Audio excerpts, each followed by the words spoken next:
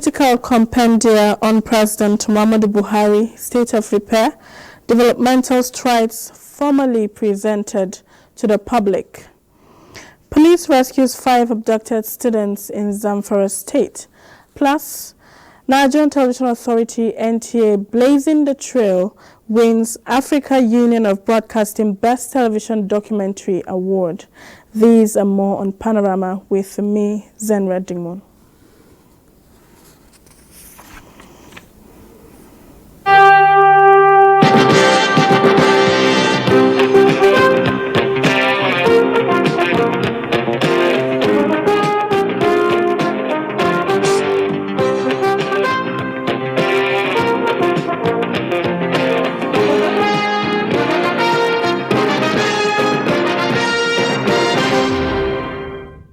It was all jubilation for motorists in Jos as President Muhammadu Buhari inaugurated the 1.57 kilometers British America flyover and dualization of Lamingo Road Junction, initiated and executed by the administration of Governor Simon Lalong. Priscilla Grumnan reports. Inaugurated virtually by President Muhammadu Buhari are the British American flyover, the Radiodiagnostics Imaging Center at the Plateau State Specialist Hospital, as well as the Nigerian Security and Civil Defense Staff College, JOS. The president, who commended Governor Simon Lalong for executing the people-oriented projects, expresses optimism that they will bring relief to citizens and also boost socio-economic activities in the state. In all, there are about 35 projects that are being commissioned as part of the winding down of the state government.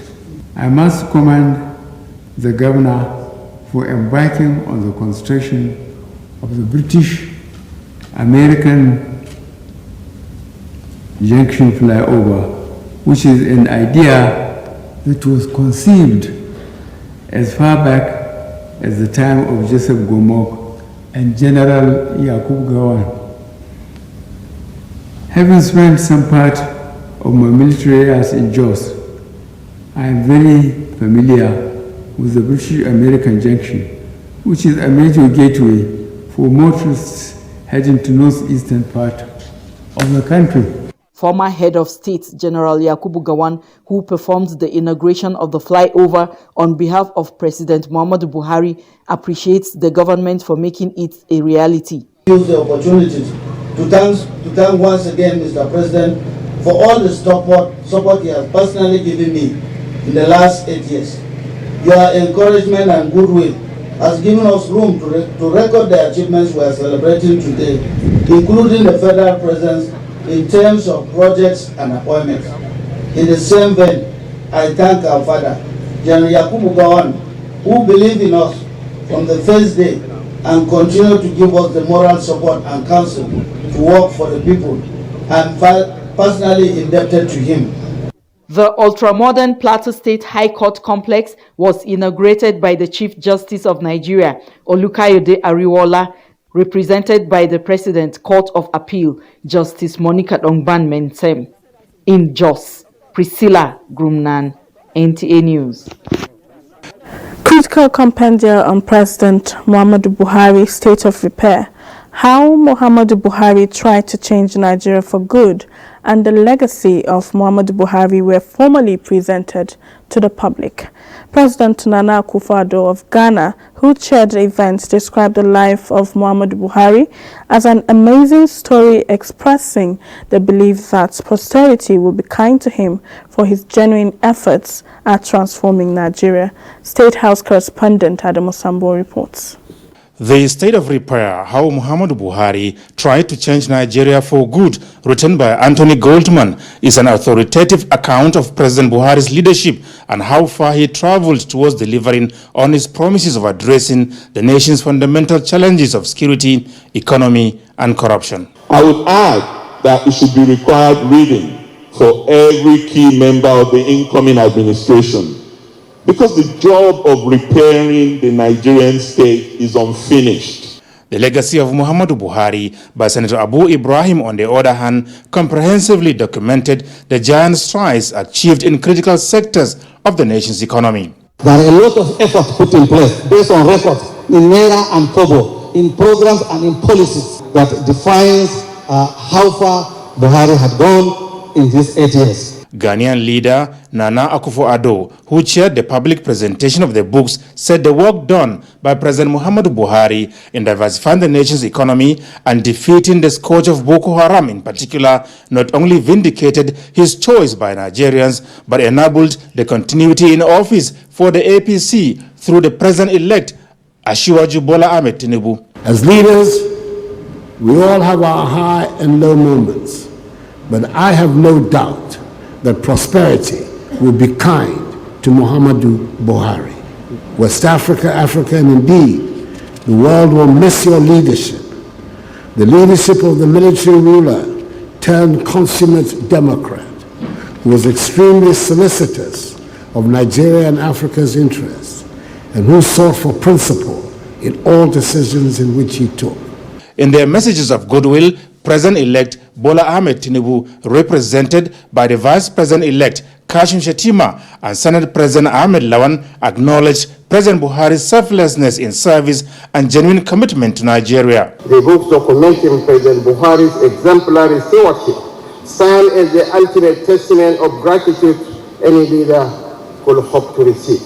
Buhari has left us with a legacy that evokes a sense of patriotism. He has erected a legacy that shall resonate through countless generations of administrators. We promise to continue to support the administration, the incoming administration of the Distinguished Senator Bola Ahmed Tinubu. Will give him all the cooperation that he needs, because we believe that what we have done is to lay a very solid and strong foundation for him and his administration to come and continue to build from where you've stopped. Nigerians from all walks of life later took turns to launch the two books in various sums of money. Organizers say proceeds of the launch will be utilized in a worthy cause to be determined by President Muhammadu Buhari. And we shall tell our children on this drive over the Niger of our journey, one man made it see the light of day. A man whose humble frame casts the tall shadows on the corridors of this country's pathway to greatness. Muhammadu Buhari. Thank you for your service, sir. From the State House, Adamu Sambu, NTA News. Still talking developmental issues, NTA wins African Union of Broadcasting Best Television Documentary Award. This is as media practitioners from the continent converged on Abuja for the 14th ordinary session of the African Union Broadcasting. We now join our correspondent, Onengie Fineface, who is among participants on the tour round the Federal Capital Territory in the last leg of the event. Onengie, let us in on some of the salient issues of the event. Well, thank you, studios, for joining me. We're currently at night concert, but so far in the program, we've had a long run of conversations around digital transformation in Africa and the role of the media, the opportunities and challenges to be faced for the media to come up to standard, in line with global practices across the world.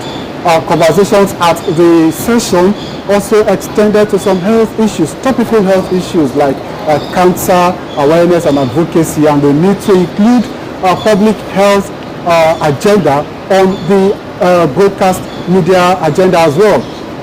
To give some kind of clarity and insight on what has transpired over the last couple of days and what is happening at the moment, I have with me here at night concert the Deputy Director News NTA headquarters, Mohammed Ali. He is also a member of the local organizing committee for the 14th ordinary session of the African Union of Broadcasting. Mohammed Ali, thank you for joining me. Thank you, it's my pleasure, Fanface.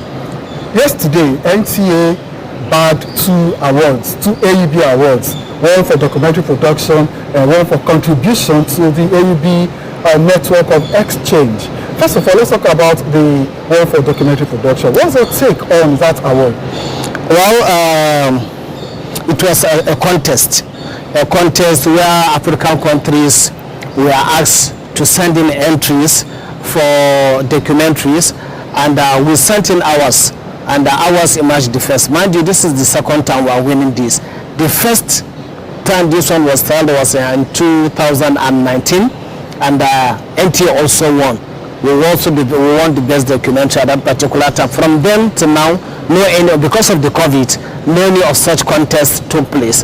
But this ahead of this NTA 14th General Assembly, another contest was made. We made it the top 5, we made it the top 3, and we emerged as the winner. It's a good production that we wish to tell you that we are among the best in Africa, if not the best. For winning 2 consecutive times, it shows that we are the best in terms of our documentaries and the theme we chose, the quality of visuals, the narration, everything that has to do is professionally packaged, and that earned us that particular award last night. The AEB network of exchange is one of the major pillars of the AEB, where African countries exchange content. How does it operate, and what did the NTA do to get that award? You received that award on behalf of NTA, by the way. Congratulations. Yeah, thank you very much. Actually, we have an exchange center where all African countries bring in their stories, because the reason for forming that one is to make sure that African countries have their stories firsthand. NTA will send in Nigerian stories, Ghana will send in Ghanaian stories, Algeria will do so everything. So you can just simply go to that place, get the story and use it without waiting. You'll be surprised, something will happen in Cameroon, but we in Nigeria will not know. The next door neighbor will have to wait for international agencies to report. They have correspondents there. But this exchange makes it easy, because every country uploads its stories, and then we have access to it. We have uploaded more than 500 stories on that from 2018 when it was open to date, and we are the second behind Morocco with just 4 stories as at last year, with just 4 stories. And I'm very sure, if not because we have something we could have also, because we're making significant progress, contributing a lot. You and I know that we've been doing that almost on a daily basis, and our contributions have been recognized and it has been rewarded. All right, let's look at the entire gamut of what has happened so far from Monday to now. A lot of discussions about digital transformation for the NTA at the end of this session. In addition to what has been done so far, are we going to see some kind of improvement in the way and manner we raise our operations to meet global standards and using digital platforms to reach our vast audience? Already we've started that. We are not where we are before. You can see, I and you, we had no concert.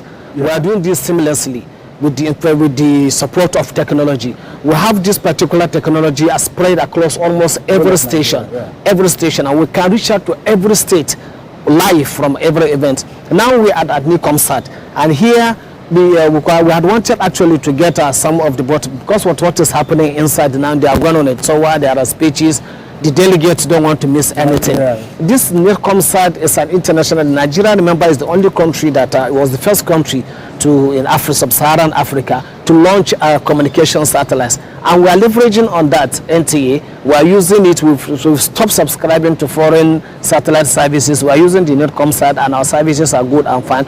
So these African countries, the representative delegates are here now, so that they will hear firsthand and see how they will migrate. And this means the NetComSat Nigeria getting more people. Already it is servicing Kenya and Egypt and other African countries. And I'm assuring you, with this particular visit, we are going to have more countries that will subscribe to Nigerian communication satellite, which is going to be a plus to Nigeria, and is going to make the services of African television better and clearer. We in the NTA, we've already moved ahead. You can see how we covered the 2019 general election. We've covered every nook and cranny. No media houses has covered what we have covered, because we were in all the 109 senatorial districts. We brought to reports live, and we reported whatever was happening there. Well, that is why we said... I'm sure they have a rundown of stories to take on Panorama. Yeah. Thank you for joining us on Night Concert. We hope to get details as the delegates move from this location to some other locations, maybe in subsequent bulletins. But I'll let you go back to other stories on your rundown. Thank you, and over to you in the studios. Thank you, Onengie, and of course, the DDN. Operatives of the Zamfara State Police Command have rescued 5 students of the Federal University of Gusau abducted from their campus. A statement issued by Public Relations Officer Zamfara State Police Command ASP Yazid Abubakar said the kidnappers were intercepted by the police operatives at Karazau Forest, where they abandoned the victims, 2 males and 2 females. The statement noted kidnapped victims have been reunited with their families. The National Emergency Management Agency, NEMA, says mainstreaming of disaster risk reduction mechanisms adopted by the agency at all levels of government has yielded positive results as the level of casualties and destruction occasioned by flooding and other related disasters significantly dropped to its barest minimum. Director General of the agency, Mustafa Habib Ahmed, stated this during the mid-term review of the Sendai Framework for Disaster Risk Reduction at the United Nations headquarters in New York, USA. Ilyasu Ali Yakubu reports. In the year 2015, the United Nations initiated the disaster risk reduction mechanisms with the sole aim of preventing the disaster before its occurrence. The initiative has an achievable target from 2015 to 2030. To this end, countries across the globe have been making frantic efforts to change the narrative. In Nigeria, the National Emergency Management Agency, NEMA, has not been resting on its hours in making it possible for people to adapt these mechanisms in order to reduce the level of casualties. This midterm review of the framework provided an opportunity for the DG NEMA to address the United Nations on the journey so far.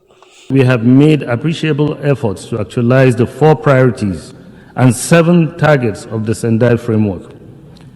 We have organized national and subnational platforms across the country, and this constitutes an important integral part of achieving progress in the country's drive towards subnational level implementation of the UNDRR protocols. He said the federal government has already set up a presidential committee for the development of a comprehensive plan of action for preventing flooding and other related disasters in the country. Ilyasu Ali Yakubu, NTA News. The Minister of Women Affairs, Pauline Talon, and Nigerian women are celebrating the appointment of the first female Accountant General of the Federation, Sakirat Medina. The minister, in a statement, describes the appointment as a lasting legacy of President Muhammadu Buhari's administration and a milestone for Nigerian women as the country transits to a new administration in days to come. Mrs. Talon notes that Sakirat Medina's appointment is a true confirmation that Nigerian women have what it takes to move the nation forward, and is glad this is happening during her tenure as Minister of Women Affairs. We'll pause here for a break. We'll join Port Harcourt, where Jenny is standing by after the break. Do stay with us. The counsel of our fathers. I will urge and advise our younger generation to use talent and brain to sort out problems, not arms. Nigerian youths, let's build our nation. My advice to these young people is please do not take us back to those harrowing days. You probably do not know what it is. I believe we have fought one civil war too many in this country. So those who experience it will run away from it. Nigerian youths, let's build our nation together.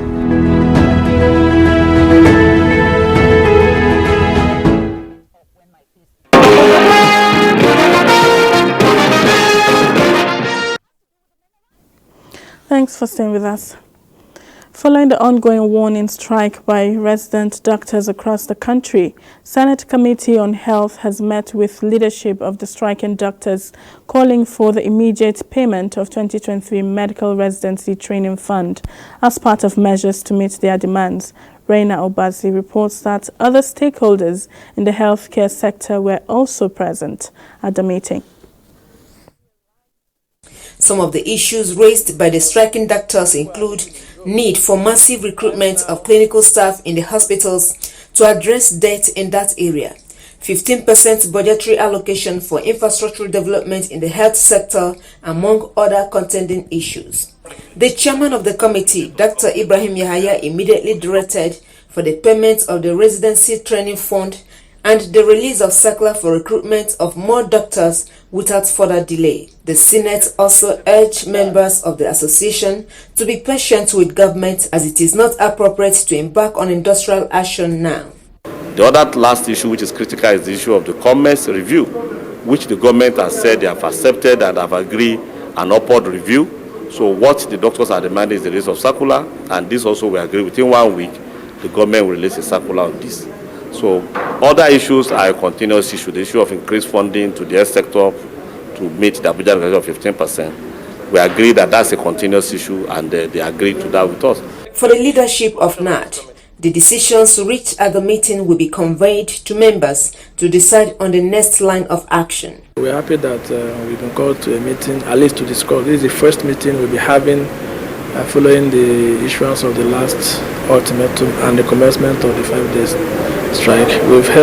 We've discussed extensively on the points. The committee expresses the hope that the resolutions reached will bring industrial harmony in the sector. In Abuja, Reina Obazi, NTA News. Still on health issues, getting down with chronic kidney disease oftentimes seems like a death sentence and leaves the patient in despair. But thanks to organ donors who have turned dismay to hope, kidney disease patients now have a chance to live again. Ekene Ndulue reports that for the first time, living organ donors are being celebrated. Giving you my only heart. I was ready to do that. Joseph Omar is the first kidney donor in southeast Nigeria. In December 2017, he donated a kidney to save his young nephew.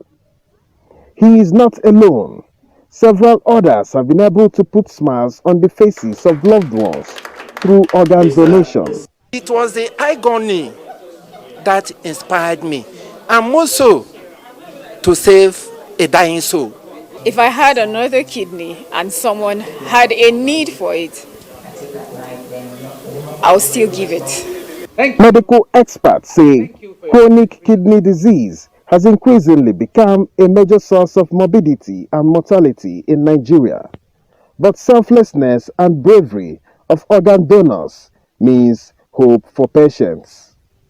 This gathering at the instance of Clarion Call Care is the first of its kind to recognize those who have given the ultimate gift of life and provide them with the support and care that they deserve. Kidneys are not donated for a fee as prescribed by our law. So if true Nigerians come out to do this, I think they deserve and require national honors and awards. So such legislation would help to create the enabling environment to spring up more donors. So for us, it's really important to let the donors know that we care about them, we care about their health. We want to be a resource for them so that we can take care of them if anything happens. Presentation of the book, Priceless, written by Joseph Omar from the perspective of an organ donor, further brings to the fore the need to increase awareness on organ donation in Nigeria. In Abuja, Ekene Ndulue, NTA News. President Muhammadu Buhari has approved the appointment of Dr. Oluwatoyin Sakirat. President Muhammadu Buhari approves the immediate resumption of the new Managing Director and Chief Executive Officer of the Northeast Development Commission, Umar Abubakar Hashidu, and other members of the board.